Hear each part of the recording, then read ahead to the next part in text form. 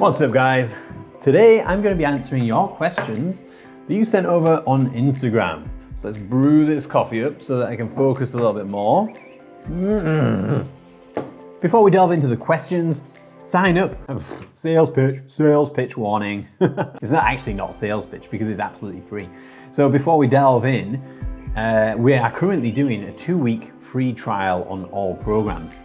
So because of COVID-19, we figured it's time to give back and allow people a full 2 weeks on the program. So it's not even a scaled down version. You sign up to anything you like and it's exactly the same as you would get if you paid full price. So sign up at fitforracing.com, get yourself a free 2 weeks bike specific program to keep you fit, healthy, strong. So when you get back out on the bike, then you're gonna absolutely crush it.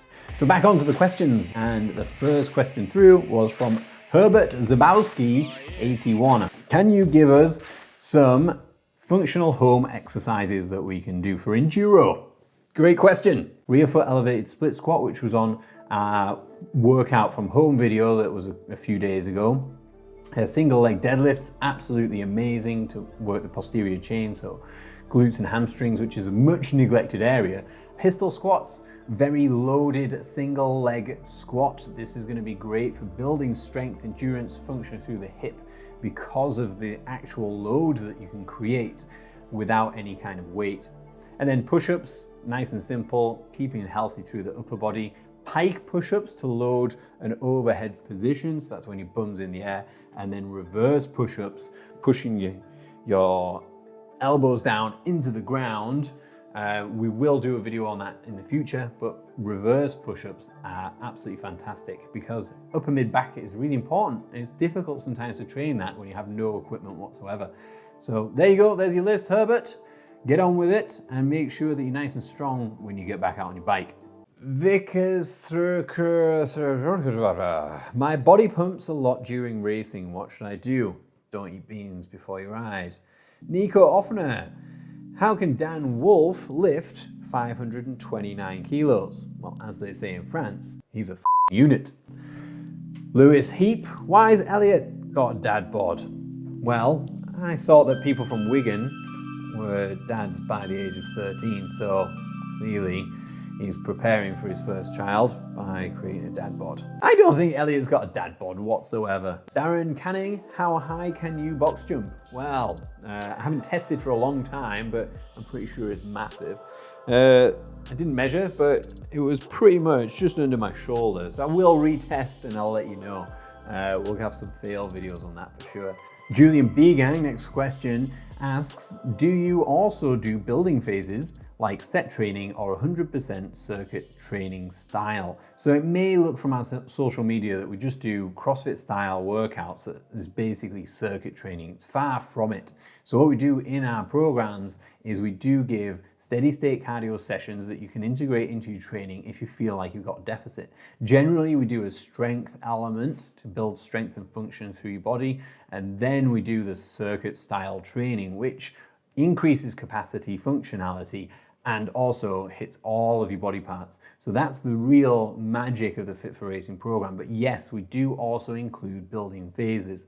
So the building that you might be talking about, it depends on what your need is as a rider. Are you going long? Is your sport demanding of a long range endurance? If it is, then you can add in 2, 3, 4 maybe steady state cardio sessions to build your engine, so your longer energy system, by working at 60-70% of your heart rate max.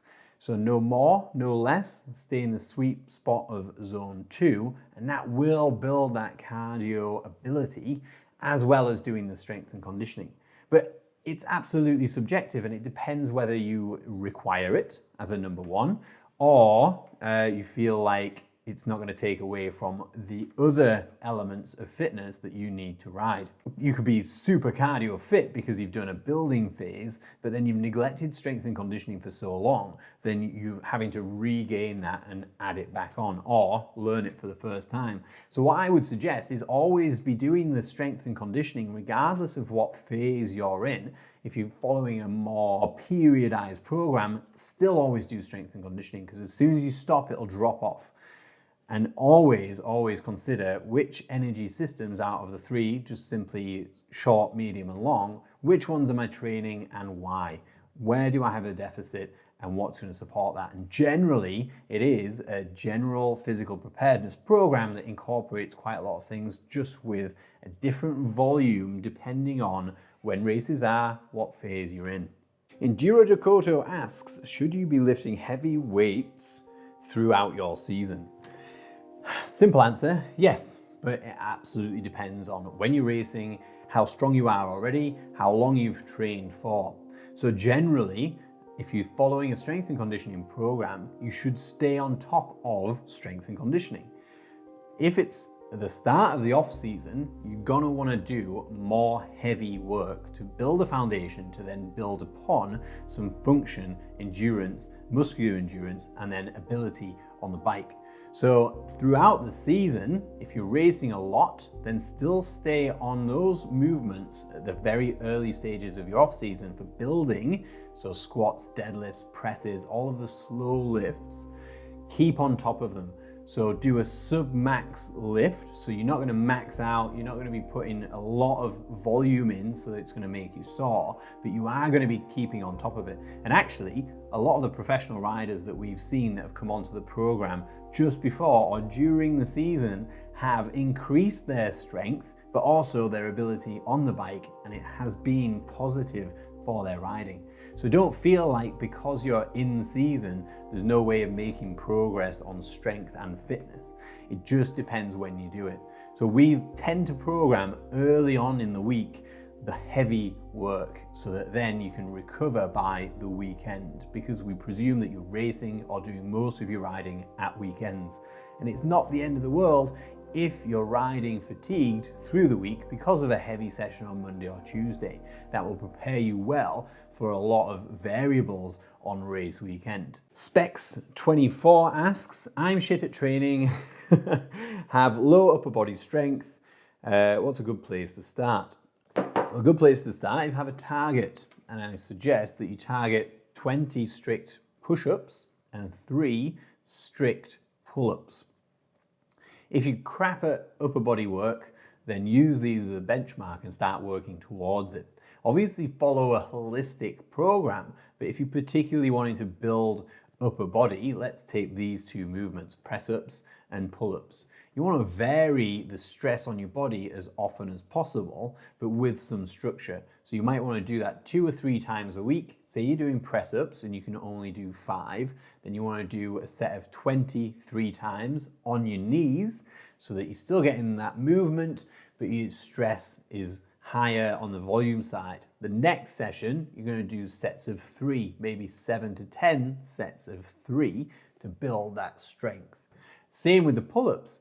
If you can use a band to help you up on the pull-up or do some negatives, just changing the stimulus, so the thickness of the band, so that you're doing sets of 12 to 15, say, and then the next day you're doing sets of 2 to 3 that are much harder. That way the stimulus is always changing, and then, really important, every 4th week, take it as a deload week. So you can still do these types of movement, but just lay off the really heavy and the volume stuff on that deload week, so that we call it a reload week, so that then the next time you come in, your body's guessing again. So it's all about keeping your body guessing with different stresses that are going to increase your strength in that plane. But generally, honestly, you need to also work all of the parts of your body. Once, I did a squat program. I didn't bench press. I did strength and conditioning, but I wasn't intentionally getting stronger in the bench press. And by doing the strength program as well as strength and conditioning, my bench press actually went up after 12 weeks because of the hormonal response and the general strength. Whilst still doing the conditioning work, that's all going to be supportive of strength in general. But most importantly, the function of your body that then reflects on your riding. That one makes no sense. NDR13 asks, interval training or number of repetitions? I'm not sure what the question is, but the answer is both. Will Fetus 01, what's the best home training for enduro, including some stuff on the bike? Vary body weight movements, vary it as much as you can. There's a theme here you probably see. Vary those movements so that you're training whole body 5 times a week. We're going to presume that you're stuck at home and you can't get to a gym, but you're also able to ride the bike or be on some static equipment at home. So you can train steady state cardio in the morning, whole body workouts in the evening or afternoon, lots of mobility and core work in between. Eat well, sleep well, hydrate well. This is a perfect time, being stuck at home, to be able to attack your weaknesses, but put volume in. The key part to that is steady increases. So you might be super keen to get after it as quickly as you can with lots of volume. Be wary though. Make sure you're looking after your body, make sure you're recovering well, and you're handling the volume well. So don't just put yourself in a hole and feel like more is better. Quality movement, loading correctly, quality cardio work that is very focused on, let's say, zone 2 training because of the supportive other zones that we'll be in during the strength and conditioning. Pedal to progression, my man. We like to see you on Instagram. Best single movement that ticks all the boxes for road riding. Well, here's a different question. Road riding. Well, what we really want to think about is what stimulus do we get from movements and what's the primary driver of a road bike? And I'm going to say that it's legs. It's probably a given, but also a bit of core and stuff. So a lot of that function comes from an ability to hold weight and structure. So that can increase massively with weighted squats. So if I had to pick one movement, probably a back squat, so we can get maximum strength, which then we can add endurance onto on the other end and power in the legs, but also because it's a back squat, a free bar back squat, then it's going to build strength all around and a very good functional movement. I'll put a caveat on back squats. If you struggle with it, then swap it for lunges. So weighted lunges instead of back squats. So that's kind of a one movement if you can, and another movement if that's not appropriate. Jared Cardell. Is there a specific method for balancing the volume of metcons powerlifting to actual bike time? This is absolutely subjective, so that means it's entirely up to you. So lots of people can handle masses of volume because they've trained for a long time and have added volume at different stages, so they're able to train and ride 3 times a day, but they have their sleep, nutrition, everything nailed down so that allows them to do it. But importantly, they've scaled up over years of training to be able to handle that amount of volume. If you're new to it, you might only need 2 or 3 sessions of strength and conditioning and 2 or 3 rides, and that's going to be quite a lot for you. Your body is going to be in a state of repair a lot of the time, and it's going to be important that then you learn how to recover well, so that then if you're going to consider putting extra volume on, it's really important that you do that. And a big thing as well is training time. So we often suggest that you do recovery work, which is zone 2 training, which has the added benefit of increasing your cardiovascular system. But that sometimes, for people that haven't trained very much or handle volume, that puts them in a deficit as well. So even though we suggest it's a recovery session, for a lot of people, it's not, because they're not used to that type of training. So what I'd suggest is settle into something that you feel you can recover well on during strength and conditioning, cardio-based training, and actual riding. And then consider, if you're doing more riding, where are you going to take that out of the other elements? If you can add it in just a little bit at a time and you deal with it well, then you can keep adding, obviously taking reload weeks every 4th week so that you can reset. But you can keep adding that volume and train your body to handle more. But that is a long process, and be careful in the meantime.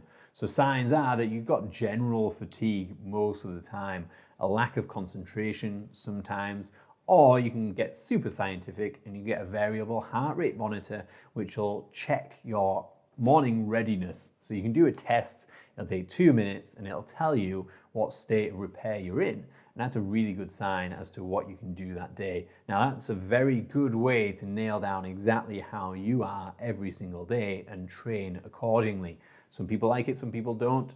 Some people like going off field, but often just feeling is different from your body's ability to be able to train and recover. So whatever works for you, man, but just pay attention to small changes and don't go absolutely crazy to start. I hope that helps. Get well caffeinated now.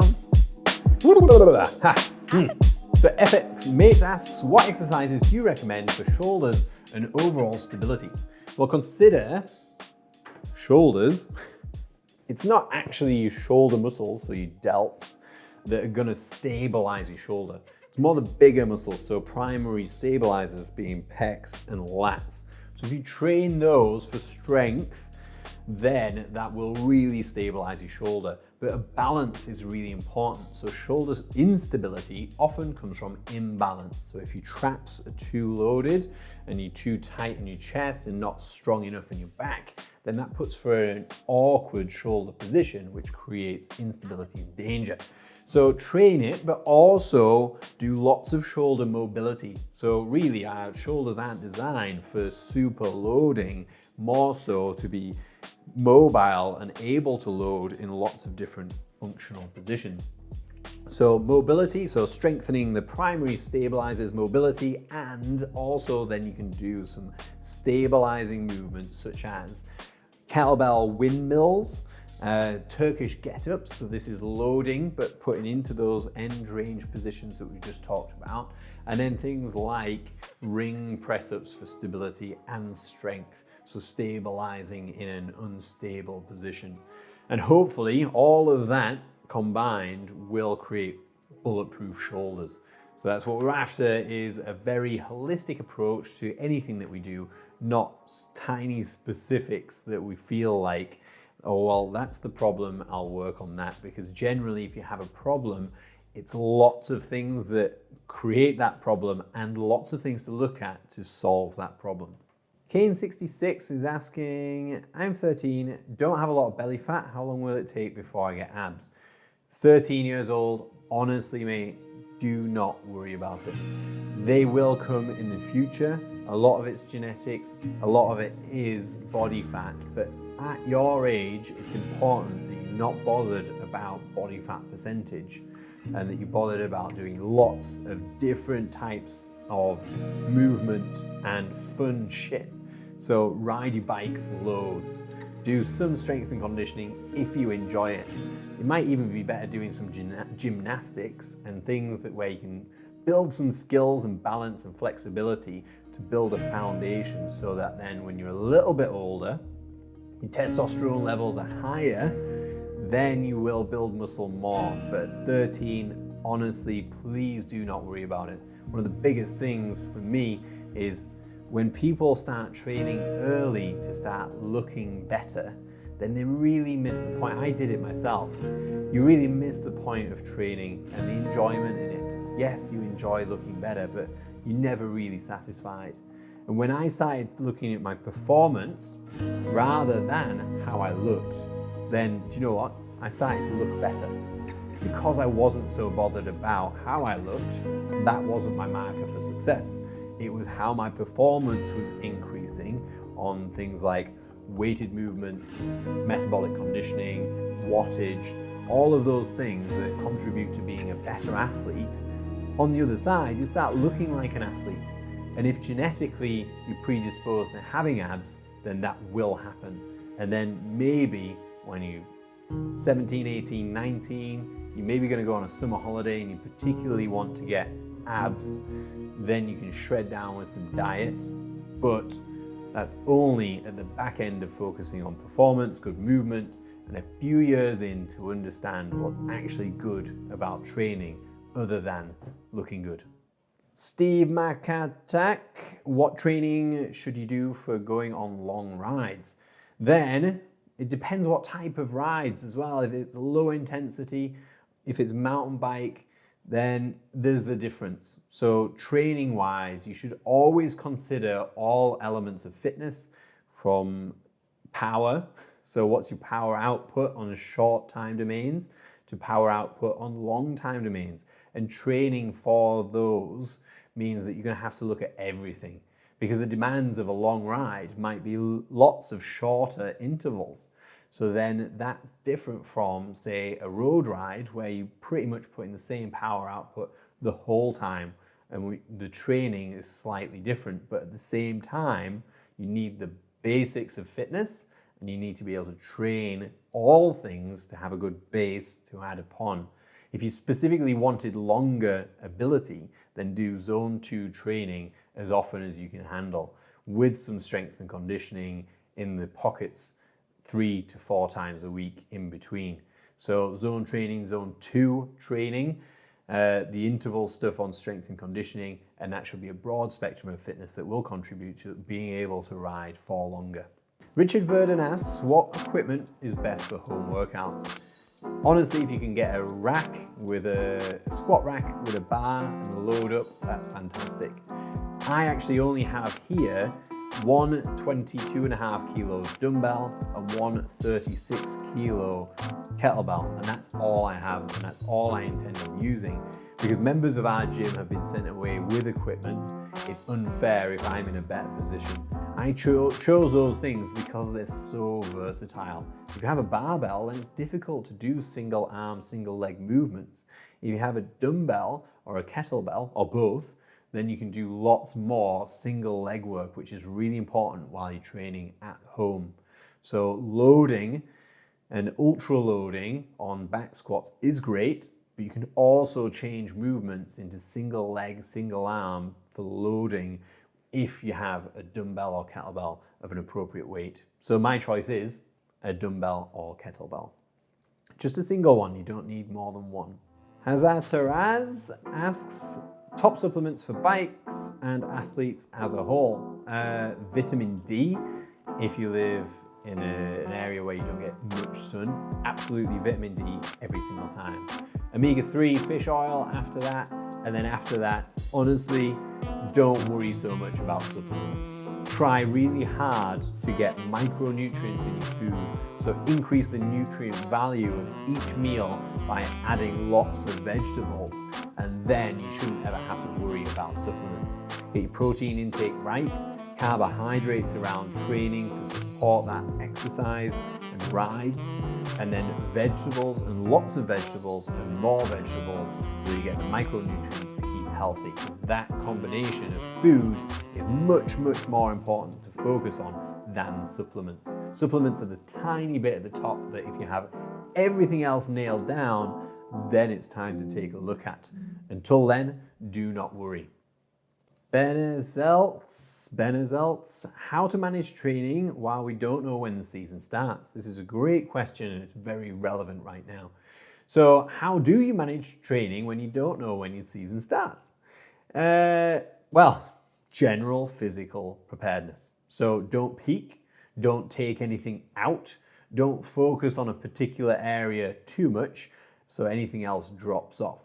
So the Fit for Racing style training is general physical preparedness, which means that generally you increase all levels of fitness all of the time so you can do it throughout the year and still be contributing to an improvement to fitness that's going to reflect on the bike. So strength and conditioning, keep spinning the plates of all things. Strength and conditioning, base fitness, zone 2 training, explosiveness, all of these things you can mix and match, but keep focusing on all areas.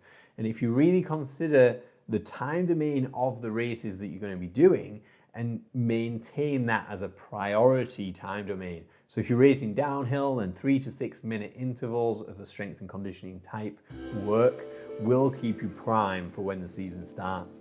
That's not going to burn you out, just as long as you pay attention to your recovery, do reload weeks every 4th week with less volume, less weight, but still just maintaining. So you don't have to peak, and you will know certainly a week or so before when your race happens, so you can do a quick taper off, recover fully, and be fully primed for any races. So that's your questions answered.